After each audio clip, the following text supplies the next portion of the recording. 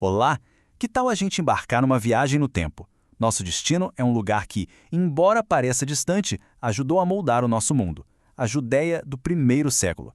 E olha, não era um lugar simples não, viu? Era um verdadeiro caldeirão, fervendo com fé, poder e uma esperança que desafiava a realidade. Para entender a vida lá, a gente pode pensar nela como uma tapeçaria bem complexa. Ela é tecida com 3 fios principais. Primeiro, uma tradição religiosa judaica muito forte. Segundo, a realidade dura da ocupação romana. E terceiro, uma esperança fervorosa pela chegada de um Messias. Eram esses 3 elementos, religião, ocupação e esperança, que davam cor a cada detalhe do dia a dia. Então, para a gente desvendar essa tapeçaria, vamos passar por 5 pontos principais. A gente começa pelo tecido da sociedade, a vida em família. Depois, a gente vê a luta pelo pão de cada dia. Em seguida, entramos na tensão de um mundo com 2 governantes. Daí, vamos investigar as ideias de pureza e doença, e fechar com a poderosa esperança que movia todo mundo. Vamos começar pelo alicerce de tudo, o tecido da sociedade. Para a gente entender de verdade como as pessoas viviam, precisamos olhar para os 2 espaços que definiam o mundo delas, o lar e a rua. É ali que os laços de família e as hierarquias sociais ficavam bem visíveis. A base de tudo mesmo era a família. A sociedade era o que a gente chama de patriarcal, organizada em torno do clã, da tribo. A linhagem, os laços de parentesco, isso não era só um detalhe. Definia quem a pessoa era e qual o seu lugar no mundo. E o casamento, como funcionava?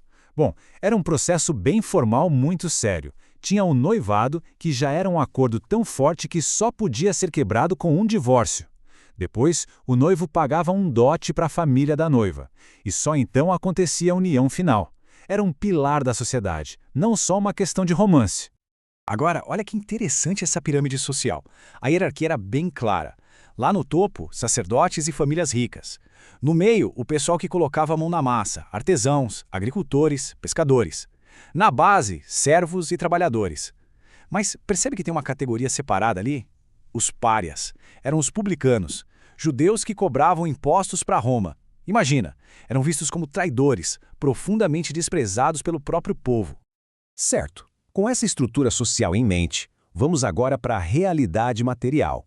Como é que as pessoas garantiam o sustento? Essa é a história do trabalho e do pão de cada dia. Uma luta constante pela sobrevivência numa economia basicamente agrária. A economia, na sua grande maioria, era agrária e artesanal. Isso quer dizer que a vida da maior parte das pessoas, agricultores, pastores, carpinteiros, pescadores, era totalmente moldada pelo ritmo da terra e pelo trabalho das próprias mãos. E para a gente ter uma ideia do valor desse trabalho, precisamos falar de dinheiro. A moeda mais comum ali era o denário romano. E o valor dele nos dá uma perspectiva impressionante. Pensa só, um único denário era o salário de um dia inteiro de trabalho de um lavrador. Imagina o esforço, o dia todo debaixo de sol para ganhar só uma moeda dessas. Isso mostra o que realmente significava viver numa economia de subsistência. E onde essa gente toda vivia?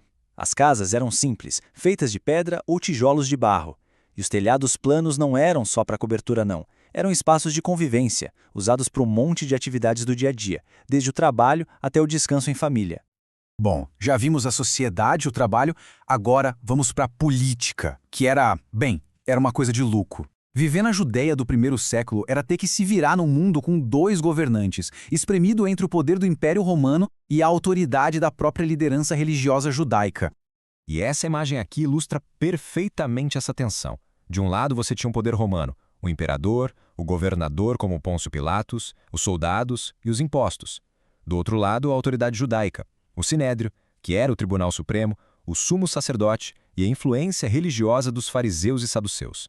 Viver ali era ter que navegar constantemente entre essas 2 forças poderosas que muitas vezes batiam de frente. Além de toda a pressão externa do trabalho e da política, existia um mundo interior igualmente complicado, o da saúde, da doença e da fé. E para entender isso, a gente precisa deixar de lado nossas ideias modernas de higiene e mergulhar em conceitos de pureza espiritual. Aqui tem uma diferença que é crucial a gente entender. Pureza ritual não tinha nada a ver com higiene. O objetivo não era remover germes. e sim remover uma impureza espiritual, depois de ter contato com certas coisas, como um corpo morto, por exemplo. O método era uma lavagem cerimonial, um ato religioso não sanitário. As doenças eram uma realidade dura, constante. A lepra, por exemplo, não era só uma questão física. Ela tornava a pessoa impura e a condenava a um isolamento social completo. Febre, paralisia, edema, tudo isso era comum no mundo com pouquíssimo conhecimento médico. Essa citação sobre o rei Asa é muito, mas muito reveladora. Em sua doença, não buscou o Senhor, mas aos médicos. Isso mostra bem a crença da época. A cura de verdade vinha de Deus, não da medicina dos homens. A fé era o principal remédio na hora da enfermidade. E tudo isso junto, a opressão, a pobreza, a doença, nos leva ao ponto alto da nossa história, a esperança. Como é que as pessoas aguentavam essa realidade tão dura?